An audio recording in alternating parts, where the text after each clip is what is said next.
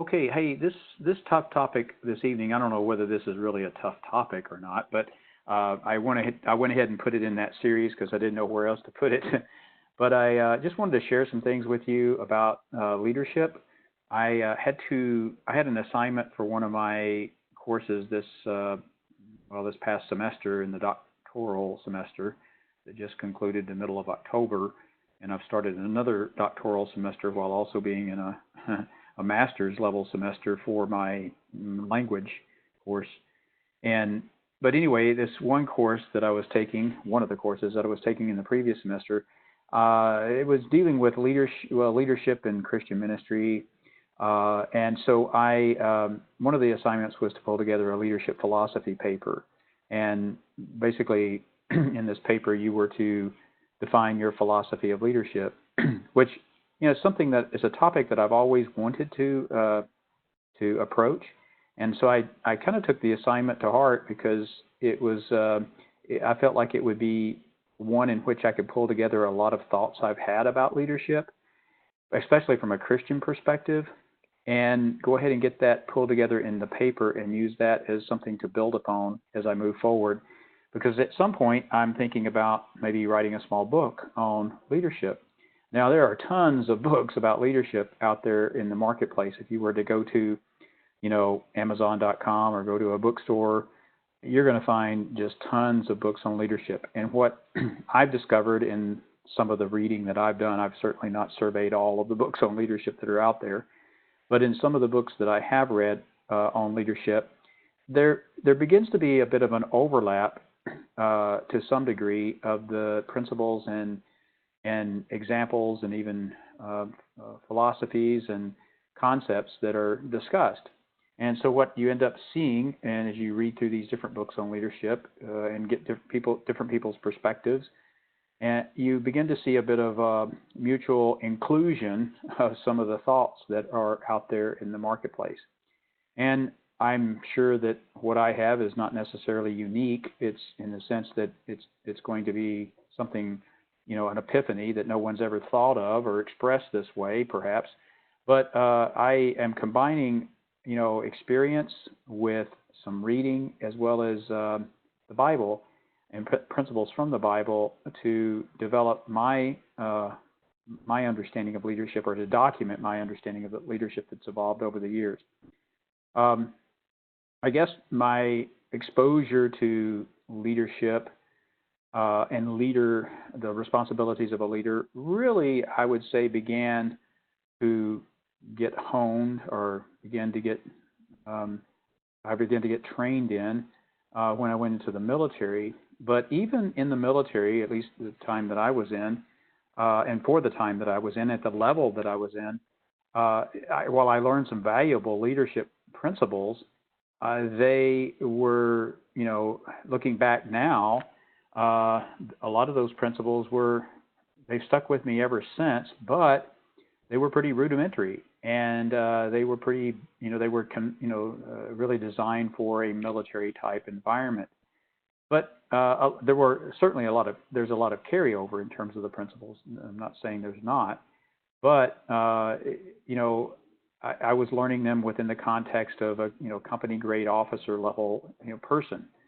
Well, as I moved on into my career and began to develop in my career over time, and began to get into positions of leadership where I had responsibility for greater things, or larger things, I should say, not greater, but larger things and larger initiatives involving, responsibility for money and budget and resources and all kinds of things, and pulling all of that together, I began to learn more leadership principles. But it's sort of like golf. There's fundamentals that you never leave and you never depart from. And some of those fundamentals were first learned, back in the military. But along the way, as I read the Bible, studied the Bible, listened to Bible teachers, I learned other leadership principles as well. So what I'm trying to do is pull a lot of that together with my current understanding, And so what I wanted to share with you tonight is a set of leadership, well, a definition of leadership within the context of the Christian ministry sphere, as well as a bunch of leadership principles that I've sort of collected and some other thoughts that I have in that regard. I'll try to, reference where possible, and what I have to improve upon, I think at this point in terms of what I've documented, is I need to match up those principles with examples from Scripture to a greater degree than I have. So that's probably part of the future evolution of this. But, the other thought that I had was when I was, and I don't know if Henry and Eli are there with you, Caleb, or not, but when I was younger, I found exposure to this type of information extremely helpful to me because it kind of gave me an anchor around which to guide my decisions and behavior. So if they are around, or if they're not, perhaps they can, maybe listen to the recording. But I think this would be extremely valuable to them as well. So let's do this. Let me open up in a word of prayer, and then I'll kind of turn to Scripture, give you a few verses out of Proverbs, and talk about that just a little bit, and then I want to kind of move into the content of what we want to cover tonight. Okay. So Heavenly Father, thank you for again for the opportunity to grow, to expose ourselves to principles that really are truth. And all truth is really compatible. All truth is compatible with you because you're the author of truth. The Bible doesn't contain all truth, but all truth can be measured against what's contained in the Bible for sure. And so as we engage in this particular study this evening, I would pray that it would have practical value, and the practical value be manifest in the way that we conduct ourselves in the presence of others, and in a way that has honor and integrity and reflects your essence to other people. And as we do so, may that be a mechanism and a vehicle by which you draw people to you through us as we reflect your character in the application of these truths. Pray this in Christ's name. Amen. Okay, just a few verses here to kick this off. Proverbs, I'm just going to read 3 verses from Proverbs chapter 12. Proverbs and Psalms are great reads, by the way. If you ever get a chance to, and I would just say you ought to get the chance, but if you get a chance to read, in a morning devotional or quiet time, and you want to read from the Proverbs, you want to read from the Psalms, what I have done, and I probably have read through the Psalms, I don't know how many times, but each time that I read through the Psalms, what I have found myself doing, and also the Proverbs, they're a little bit different, and I'll talk about that for just a second here in a bit. But they're different. But what I have done is I've started developing categories. And so what I do is I have a section in like a blank sheet in my Bible where I have written down different categories, and as I read through the Psalms, I'll find a theme or a category that particular psalm or that particular set of verses addresses, and I will go and write that underneath that category. So, for instance, in my reading of the Psalms, there were several categories that were appealing to me, and I want to go back and read through them again because I've thought of others since then. But some of the categories that I've written down are categories such as this: verses from the Psalms that allude to or support, Psalms and Proverbs for that matter, that allude to or support the need to honor establishment truths. And then verses that's supporting the principle of work and wealth. Verses that are messianic. Verses that support meditation and internalization of truth. Verses that speak out against unjust rulers. Verses about the resurrection. Verses that pertain to wise counsel. So I've written, as I've read through the Psalms and Proverbs, I've just basically written the chapter and verse underneath each of those categories. And now you may find other categories and have other categories of interest to you, but that's one way of sort of categorizing the information that's contained here, because there's lots of wisdom in the Psalms and Proverbs. The Psalms have a different focus than Proverbs, and Proverbs happens to be a series of just pithy statements, one right after the other, and sometimes they're not necessarily grouped in a given chapter. They may not be grouped in a way that, makes a lot of sense. They just, the thoughts just seem to kind of flow in random fashion, verse to verse, and they don't have a lot of connectivity between them, it seems. And that's true. It's not just that it seems, it's true that it's that way. So as I've gone through the Proverbs, I've also done the same thing. I've recorded the Proverbs according to different categories as well. So there is tremendous value and wisdom contained in these two books, and I find them wonderful devotional material, meditation material. As I kick off my day and read from them. It's really calming to the soul, quite frankly, too. Well, Proverbs chapter 12, verse 2 reads, "A good man obtains favor from the Lord, but a man of evil devices he condemns." And then verse 5, "The thoughts of the righteous are just, the counsels of the wicked are deceitful." And verse 17 reads, "Whoever speaks the truth gives honest evidence, but a false witness utters deceit." Well, all of those verses are indicative of and speak to character of the individual. And really, when you look at the topic of leadership, we're really talking about an expression of character. For someone to exercise leadership properly and do it well, there has to be a core of character from which that leadership sort of emanates. So let me just share some opening thoughts with you, and then I'll kind of jump into the slide deck, and we'll look at a definition, and then we'll start looking at some principles together, okay? There's probably many different and very acceptable definitions of leadership, and I'm going to turn over here and pull up my definition that's on this slide deck, if I can get this to advance.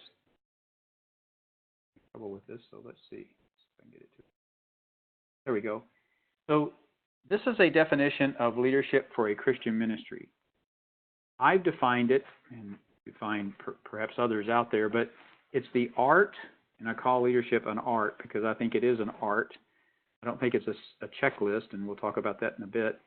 But it's the art of balancing mission, goal, resources, and people to affect desired outcomes according to a plan with redemptive, transformative, restorative, and our growth-oriented impact in people's lives, which improves their ability to flourish consistent with God's design. Now, that's a mouthful. There's a lot there in that definition.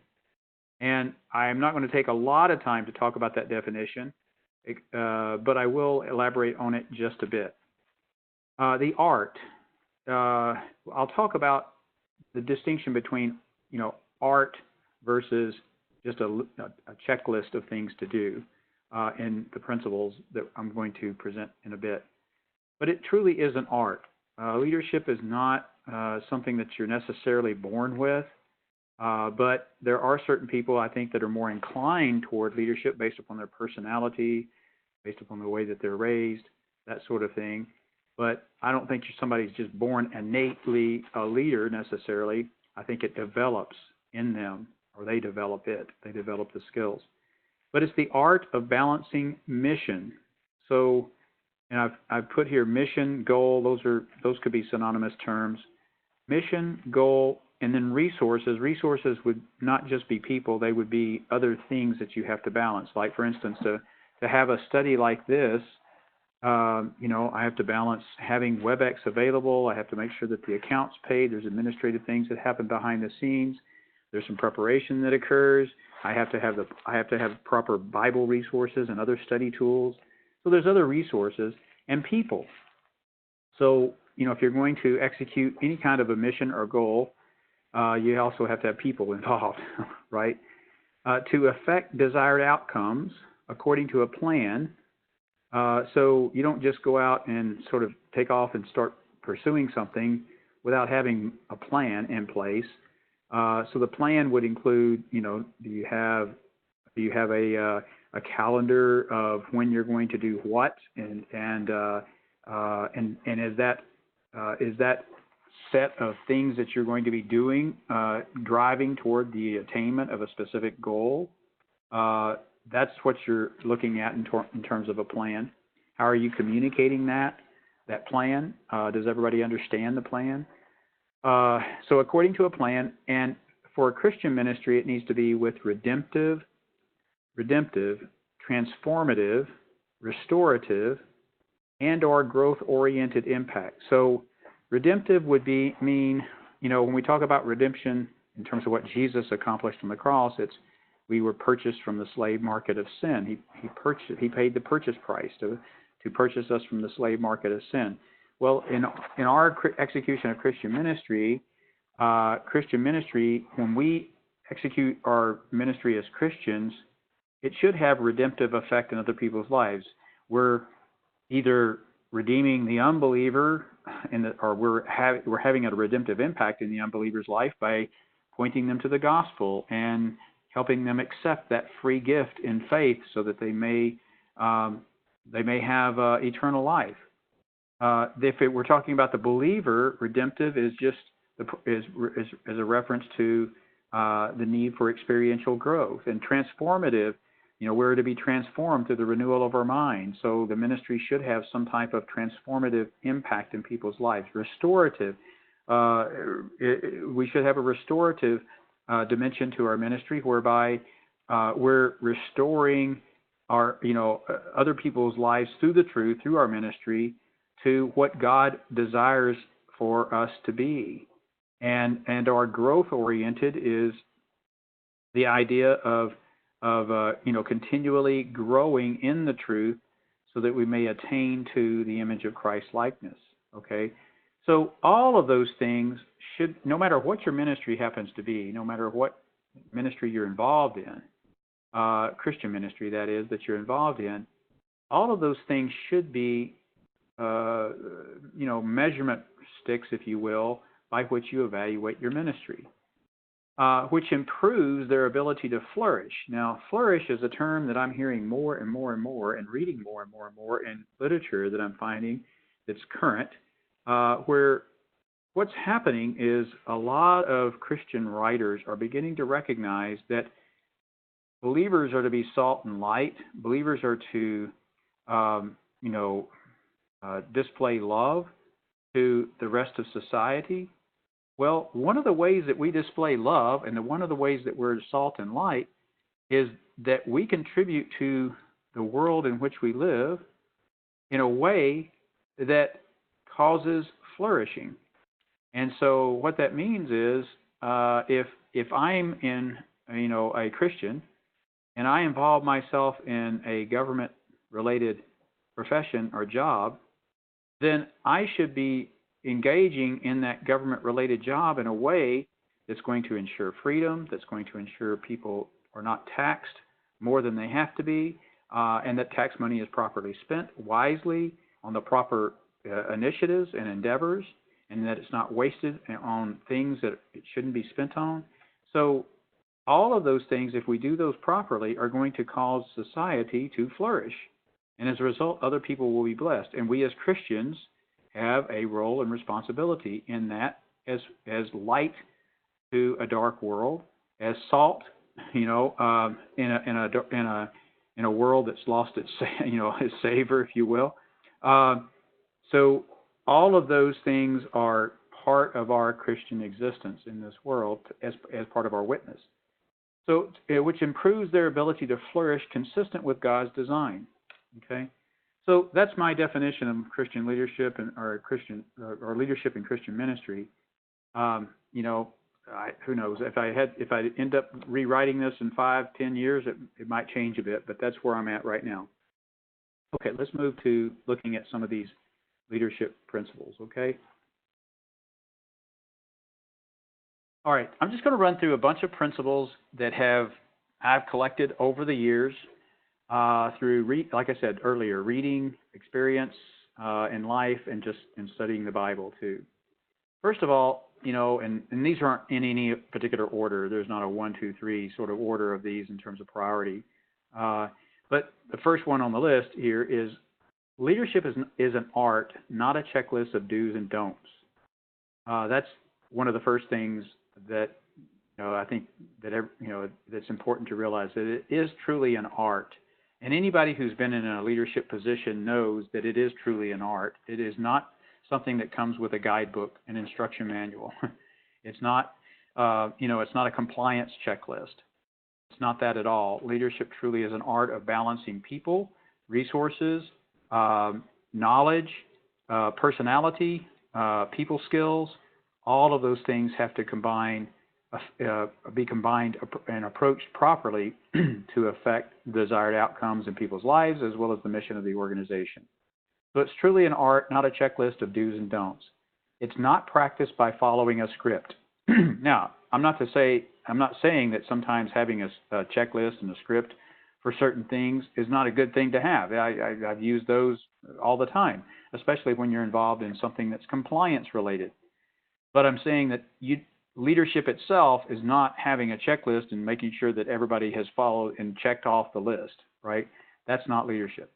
It does not come with a title. There are people who are leaders in their own right who don't have a title that would normally be associated with a leadership role, but yet they're leaders, for sure. I've seen that many, many times. When practiced properly, leadership garners trust and respect. When not practiced properly, it garners mistrust, skepticism, and low morale. Through their actions, leaders have to answer the question in the minds of followers and proteges of, why should I trust you? That's the question that's going through the mind of every person who stands in front of someone who's in a leadership role. Why should I trust you? In this day and age, that question is asked more often and probably with more emphasis than ever before in our society. If you go back to the World War II generation, they didn't really ask that question that much. That question probably didn't even come to their minds.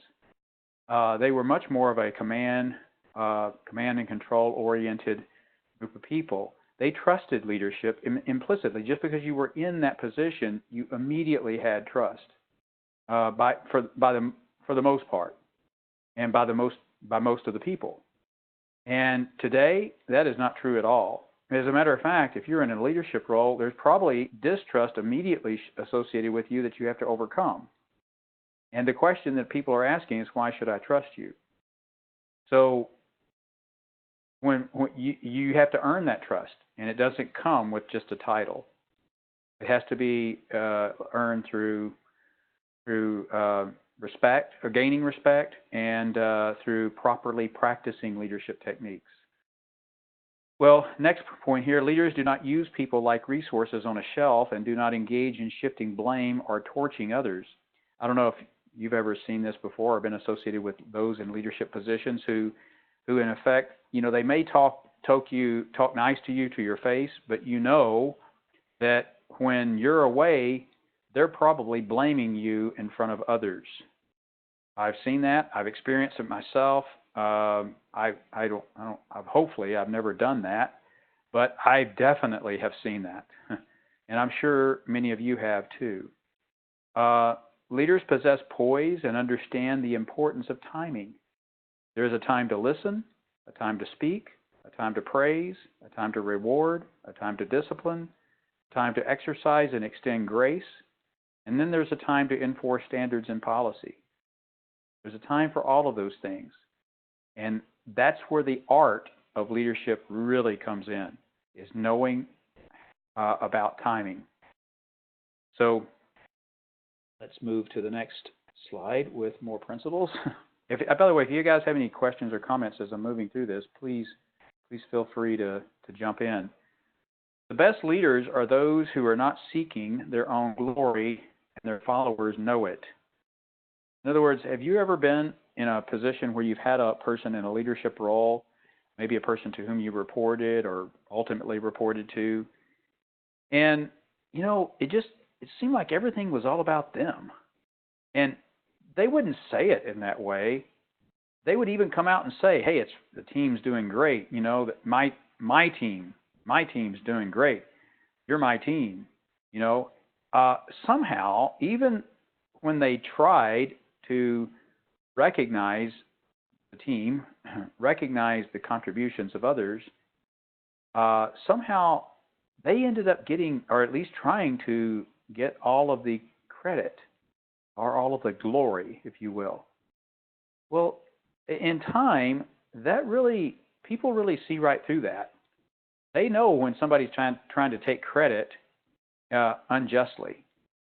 So the best leaders are those who really are not seeking their own glory. They just basically, they're not out there to try to validate their existence. The very fact that they're in that role, to them, they understand is validation of themselves. They've been given this role, been given this assignment, and they have the mentality of more of a servant leader rather than a, hey, it's about me and how great I am, and look how great I am that I'm in this role, and this organization is succeeding and my team is succeeding because of me. I mean, they're not saying it in those words, but that's the nonverbal and all the intimations associated with everything that they say and do points in that direction. The best leaders deflect praise to those under their charge. So, and I'm not talking about a false humility here, but as an example, I'd throw out what happened just this past weekend. We had a tremendous success in the killing of Baghdadi, that leader of Islamic State, who, if you know anything about him, and if you happen to follow up about him to find out anything about him, you know that the things that he's done are just absolutely horrendous. Not to mention the Islamic State itself and the fact that its existence and its principles are just horrid, and evil. But our military, is amazing what they did. Take him out, and the intelligence that they were able to gather to locate this guy and to verify who he was and to verify, that they killed the right guy. That was amazing, and not to mention the fact that they even followed up a few days later and killed the guy who was the likely successor of him. So now the best leaders deflect praise to those under their charge. So the leaders who oversaw that operation would have been those who were saying, you know what, all these guys who actually executed, they deserve tremendous, tremendous praise and credit. And they wouldn't be trying to put themselves out in the limelight, And there are a ton of people like that who probably had a leadership role to play in affecting that particular mission.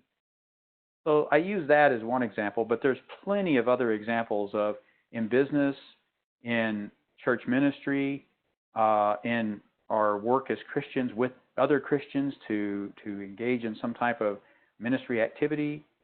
The best leaders are those who really deflect praise, not in a false humility sense, but they deflect praise to those under their charge because they know that they're the ones who really are the ones getting it done. Well, next point here, the leaders praise in public and correct in private. That was one of the early principles that I learned. You just praise in public and correct in private, wherever possible. Leaders do not view their position as a vehicle to personal affirmation and validation. This kind of relates to that point, 2 points above. They do not view their position as a vehicle to personal affirmation and validation. They use their position to affirm and validate others as appropriate. Leaders should have already answered their personal why question for themselves. If you're in a leadership role, and you're still asking yourself, your personal why, why am I doing what I'm doing? And I'm asking some what's in there, what is my identity? And you're using that position where you have charge over other people as a way to validate and personally affirm yourself, and you're seeking that through that position that you hold. You don't need to be in that leadership role. You really don't, because you're not qualified for it yet. That's just the plain honest to God truth. You should have already answered your personal why question for yourself, and you shouldn't be using your leadership role to try to get personal affirmation and validation accomplished in your life, validation of yourself. The very fact that you're in that role should say something. And to seek personal validation through the role is a misuse of the role and a misuse of the authority associated with it. Leaders communicate. Leaders communicate. This is communication is probably, if I did have to rank these principles, communication would be at the very top. Communication, and when you're in a leadership role, you cannot over-communicate. That is critical. And it's not just saying something. It's not just the frequency with which you say something. It's how you communicate and the ways in which you communicate. That's equally important, if not more important. So leaders communicate frequently, articulately, on point, and then relevant to the vision and plan. They know what the end state looks like and the phases of the plan necessary to get everyone there. So leaders need to have that vision of where it is you want to go. You need to have a plan, a phased plan of how you want to get there and what that end state looks like. And then you need to be able to inspire, motivate, encourage people along that path. So that takes a lot of communication. And communication is not a one-way street either. Communication is not just you talking as a leader. Going back to one of the earlier points, communication is about you listening. Listening for what's going on. Listening for how people are perceiving. Listening for how people are understanding, so that you can, in fact, correct, guide, and steer. Leaders understand pace. They know how far they can stay ahead of their protégés and followers. Now, this is an important point because a leader who gets way too far out in front of the protégés and followers, just is way out there, beyond way beyond the horizon. They're so far out, the followers are lost. They don't know how to execute between where they are and where the leader is. They don't know how to operationalize the path to get from where they are to where the leader is. That particular leader is so much of a visionary. He or she is, in the world of non-reality. So leaders have to understand pace. They know they need to stay ahead.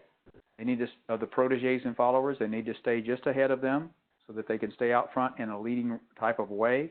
But they don't want to get too far out in front so that they just leave their followers in the dust without a clue as how to bridge that gap. Leaders hold themselves to the same standard of accountability and responsibility to the stakeholders and are transparent in their successes and shortcomings. I think this is a principle of leadership that's being appreciated more nowadays than it probably ever has been. In the past, if you went back 40, 50 years ago, and even more recent than that perhaps, leaders were pretty reticent about admitting or acknowledging and being transparent about failures. And I'm not talking about personal failures in life. I'm not talking about that. I'm talking about failures in the execution of a mission, the execution of leading an organization. They were not too transparent about that because they felt like that any admission of failure or any admission of mistakes or whatever on their part would damage credibility. When today, just the opposite is true. Now, I'm not talking about going out and just every day you walk out your door and you're saying, boy, I goofed this up today, I goofed that up today. I'm not talking about that. That would damage credibility. I'm talking about you, and I'll have another point here that talks about failure early. You fail early and you expose that failure early so that you can get the input from the rest of the team on how we correct that, right? So leaders hold themselves to that same standard of accountability. I was at a FEI meeting a few years ago, and there was a fighter pilot in the Navy, or former fighter pilot in the Navy that had been brought in, and he was talking about how once they went out on mission, like the squadron would fly from the deck of the carrier. Every time they took off and every time they landed, it did not matter whether that was the squad commander or whether it was the most junior Navy pilot, in the squad. It did not matter. They all sat in the debriefing room, and everybody got debriefed exactly the same way. And if even the squad commander, if they filmed. I mean, they didn't film. It's all digital now, but they filmed. I'll just say filmed the takeoffs and the landings, and they evaluated how they their takeoffs and their landings, and it was a very critical. The rank didn't really matter. You all got evaluated by the same criteria. Well, that's where, even though the squad commander outranked, the others in the room, he was still subject to the same standards, and everybody got to, weigh in. Well, leaders hold themselves to the same standard of accountability and responsibility to the stakeholders, and they are transparent in their successes and shortcomings. So, for instance, if you're executing a ministry or any type of, mission in life, in business, in the business world or elsewhere, if you set out to, accomplish a certain mission or goal, and as you begin to execute a plan, there are mistakes made, or the plan isn't working properly, you have periodic checkpoints where you get the team together and you do some type of what's tantamount to maybe an after-action report or just a evaluation of the status of things to determine, okay, what do we need to adjust? Where are we failing? Where are we not executing well? Those are the things that you do as a leader, and you are open and transparent about it, and you hold yourself to the same standard. If you as a leader identified a certain path to take, and that path needs to change, then you're transparent about it. Now, at a certain point, the changes, you have to adjust and really hone in on what the target is. You can't just be constantly flipping and flopping everywhere. But early on, and in regards to a specific objective, fail early and often is the mantra. You want to fail early, and you want to fail often early in the process. And then as you progress toward the objective, certainly the fail early and often mantra needs to begin to wane. Okay, next. Leaders are humble. They know their role is not permanent, and in many cases it is related to a phase of an organization's existence that aligns to their expertise. They understand that the principle of dispensability applies to them as well as anyone in the organization. Boy, I've seen people who have gotten into leadership roles and they thought they were there for, I guess until Jesus came again, because they thought that they were totally indispensable. And that is not true. Everyone is dispensable. Even those in Christian ministry are dispensable. And I've seen Christian leaders who think that they're indispensable. Christian pastors who think that they're indispensable, and they don't come out and say it. And if you ask them that specific question, "Are you indispensable?" they may think, "Well, I've never been asked that before, but of course I'm not indispensable. Of course I'm dispensable." But they, unconsciously, they're acting as if they're indispensable, and that God and God's ability to affect His program, His redemptive program on earth depends on their continued existence, and their continued ministry, and it doesn't. So that humility associated with knowing that, man, you're going to be used for a while, but after God's done with using you, or God has used you all He can, you may have to accept wherever He places you in life, and that's tough. That's a tough thing to accept, especially those who are in public, facing and prominent, leadership roles. Well, but it's an important principle that we all need to keep in mind if you're ever in a leadership role. There's going to become a day when you're not in a leadership role, and your life is not going to look the same. Your life is going to change dramatically. You may be in a contributor role. You may not even be in a role at all. You may be on the sidelines where you're just redeeming the time as best as you can, and you're using that time to dig into the Word and grow with the Lord, because what happens in a leadership role is it's draining. And in a spiritual leadership role, where you're a spiritual leader, over time, what can happen is you're basically giving, and you're not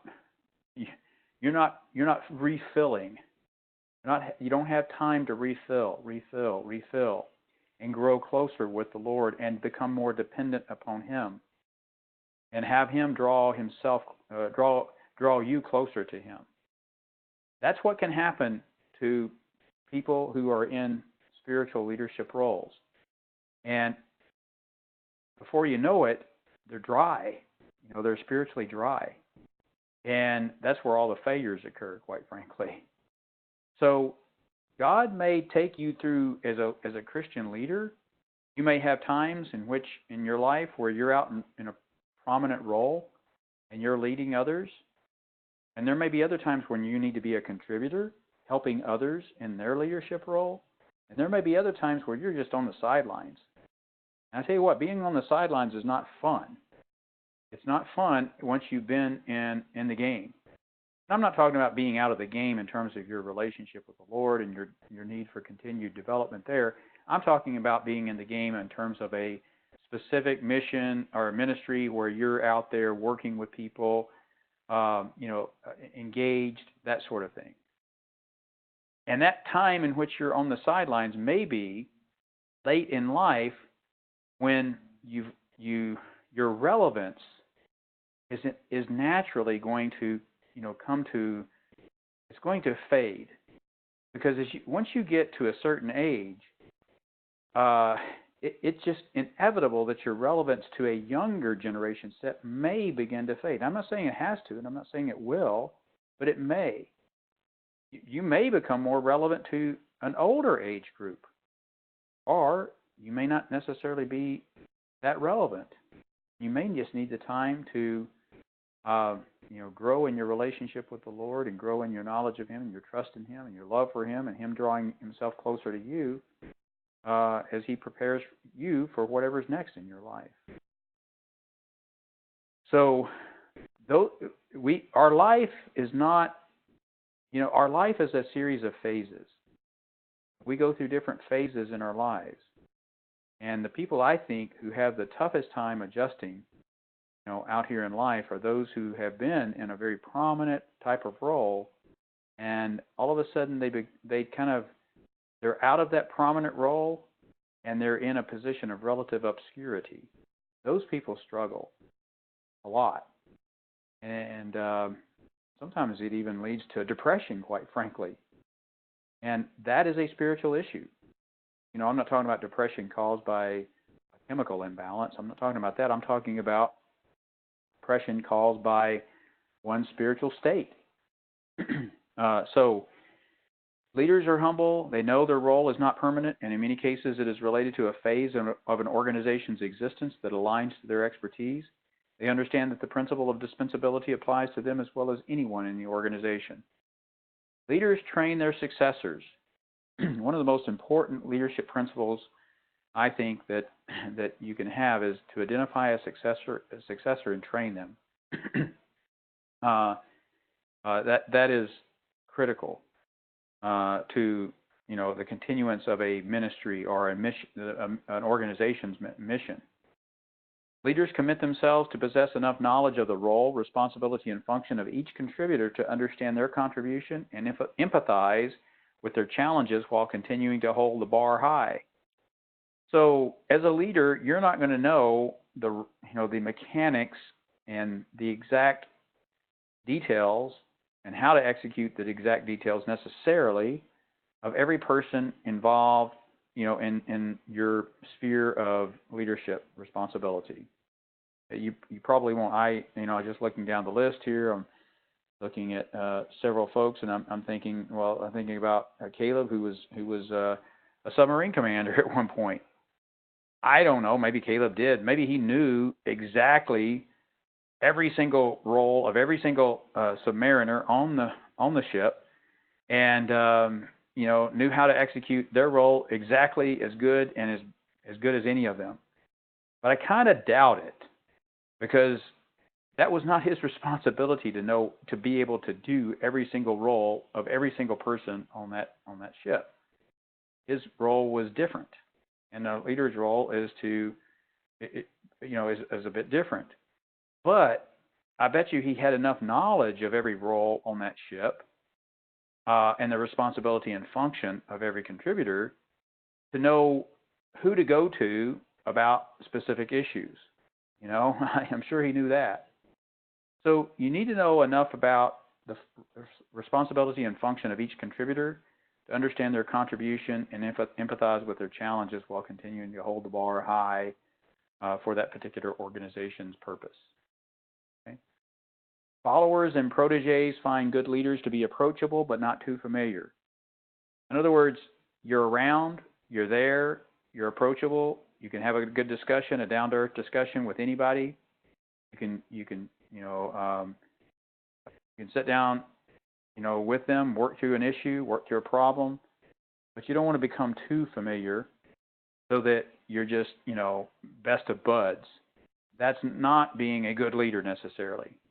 Now, in Christian ministry, it's a little bit different, but if you have people who are involved in that ministry that report to you or that are responsible to you, the principle still applies, even though you may even have a leadership role to them personally as individuals, in addition to your leadership role in regard to the organization.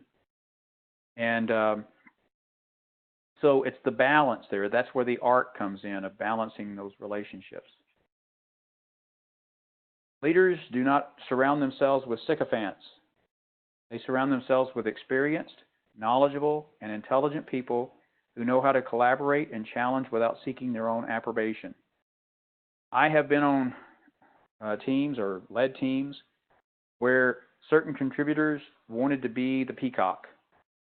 They wanted to be the one who everybody saw, and whenever there was some type of meeting or some type of discussion, man, they wanted to spread those feathers out and let everybody see them and draw all attention to themselves and what they were doing, and they did so in a way that would even put others on the team in a very awkward situation.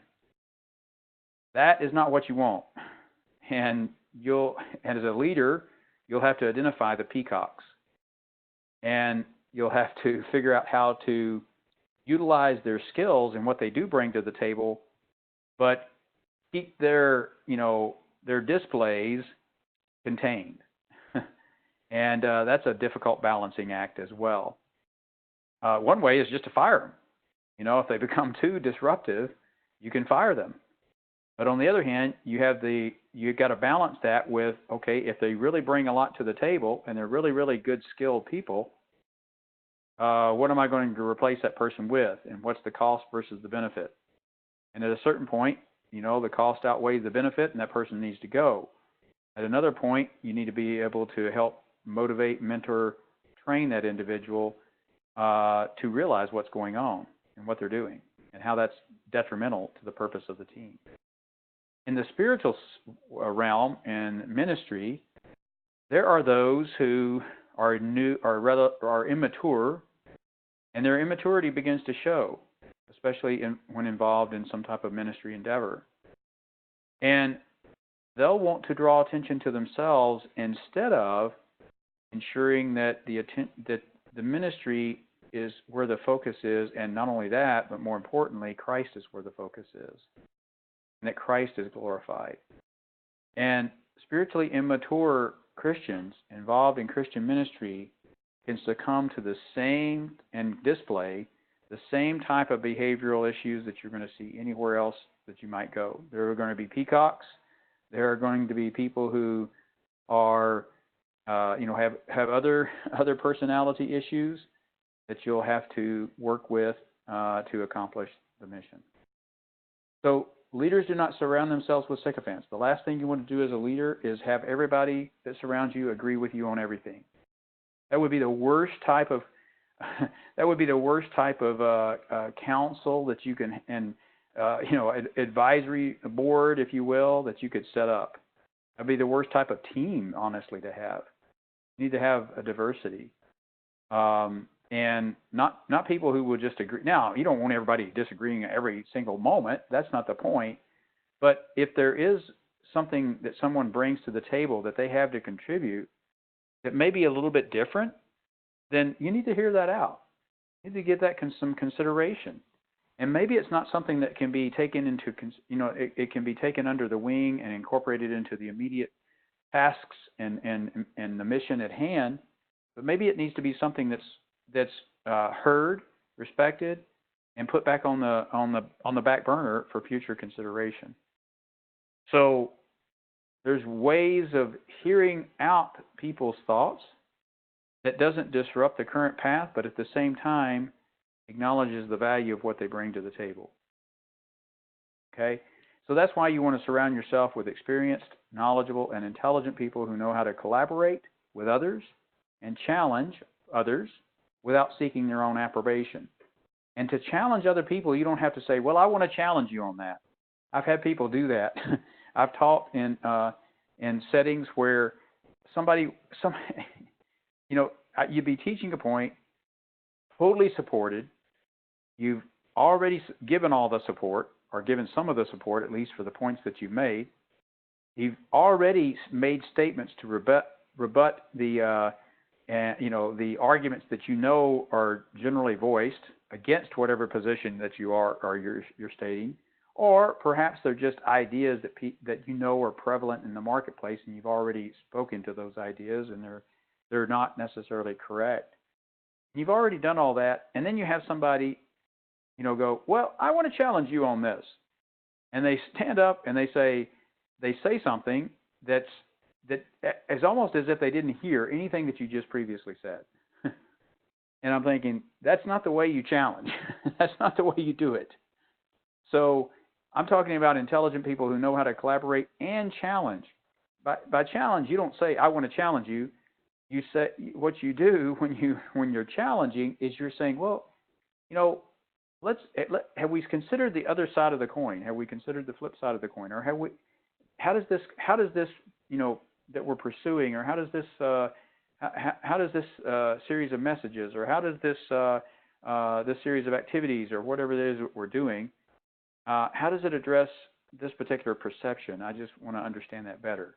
That's challenging, but it's not being offensive in doing so. And it's also not seeking your own approbation. So leaders do this because they know their limitations, and they are aware of the trap that paradigms can pose. People have paradigms, and even the leaders have paradigms. And when you communicate, you've got to be aware of the paradigms that exist. Gosh, I didn't realize it was getting close. We only got a few minutes, so let me see if I can run through the rest of these real quickly. Leaders surround themselves with owners. Leaders understand and possess character and know how to recognize the same. One of the things that I've noticed is that people who have character recognize character in other people. People who don't have character, when they're confronted with people who do have character, they will react to that character. So what leaders want to do is surround themselves with people who own, who when they take on a responsibility, they own it completely. Now they may seek guidance, or you may find areas where you can help provide input, but they own it. That's the type of people that you want. Okay, let's move on here. I think this is the last few points. I'll run through these pretty quickly because we've only got 2 or 3 minutes here. So leaders understand their fiduciary responsibility for the organization, its people, and its mission. Leaders create and support systems of accountability and identify others who do the same as potential successors. Leaders create an environment of trust and transparency balanced with discretion. Leaders create cohesive and collaborative environments versus blame and shame environments. They understand the importance of ethos and esprit de corps. Leaders practice delegation and empowerment. Delegation and empowerment go together. Leaders understand the distinction between stakeholders and sponsors and the importance and necessity of setting realistic expectations and managing them, especially through the change. And change management is huge. I had some other things I wanted to say about leadership in addition to these principles. I believe that's the last slide containing principles. Yes, it is. But I had some other things to say, but I know we're really out of time, and we've only got maybe 2 minutes. Let me just see if there's any questions or comments on any of this that anyone would have or like to share.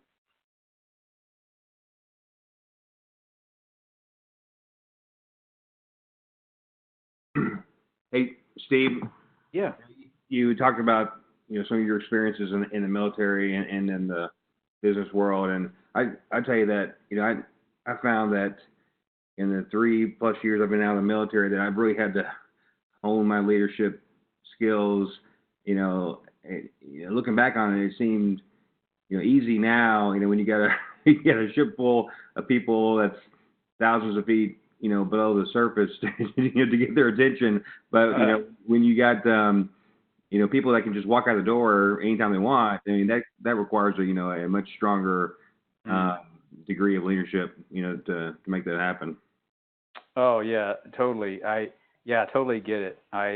That's where I grew in my leadership understanding, and I still have. I mean, there's tons more growth that I would have, but I'm just saying I grew a lot in the business world because you're right. You don't have that command and control type of environment, that you do in the military necessarily, and so you can choose to say, it's you. I'm going and doing my own thing, and if if you've got enough people doing that under your charge, it's not going to reflect too well on you as a leader, and those who are over you are probably going to start asking questions. So yeah, I agree. I mean, that's the same thing happened to me, Caleb. Anybody else? Questions, comments about any of that? Well, this is one of those sessions that we didn't go into the Bible and deal with interpretation of the Bible or look at specific passages necessarily, other than the few verses I read at the outset. But all of these principles, I think, probably you could find a passage or a set of passages or a narrative somewhere in Scripture to support most, if not all, of these principles. They certainly, I believe, are truth, and they're borne out in experience. And those who are online who have had any degree of leadership responsibility at any point in their lives would probably identify with some of these, if not all of them. So anyway, that I just thought I wanted to share that with you. This falls into the category of just practical stuff as much as anything. But if somebody executes a leadership role very well using these principles and exemplifies these principles in their leadership execution, it's going to draw people's attention to what is it that person has? What's at the core of their being? And at the core of their being is going to be Christian character. If you're a Christian, it should be Christian character. And Christian character, I would ask, I guess I would ask the question: if Jesus was on earth today and in a leadership role, would he not execute perfectly that leadership role? And would he not exemplify many of these principles, if not all of them? I would say probably yes. So if we're going to represent him, then we need to know how to do it practically. So there's our practical lesson for the week. All right. Well, thank you, everyone. I appreciate it. And I'll close out in prayer and see you Sunday, okay? Heavenly Father, thank you for the brief time that we had this evening, and it seems to go very fast. And I just thank you that this practical information will be useful to all of us as we reflect upon these principles and think about them and meditate on how we might be able to use them in our respective spheres of influence. And we pray this in Christ's name. Amen. Thanks, everybody. I'll see you Sunday, okay? Bye-bye now.